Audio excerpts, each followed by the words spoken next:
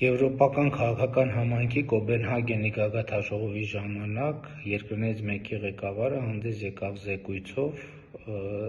այն մասին, որ իրենց երկրում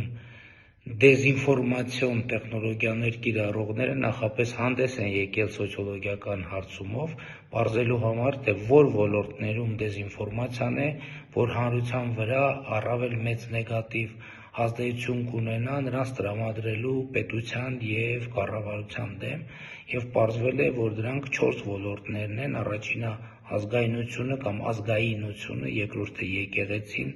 երրորդը առողջապահությունը և դրա այլընտրանքային մեթոդները և չորրորդը դավադրությունները։ Ինձ թվում է պարզ է, թե առակս ինչ է ցուցանում, և հաջորդ հետևությունն այն է, որ մեր հանրությունը այնուամենայնիվ շատ հարցերով շատ չի տարբերվում եվրոպական շատ հանրություններից։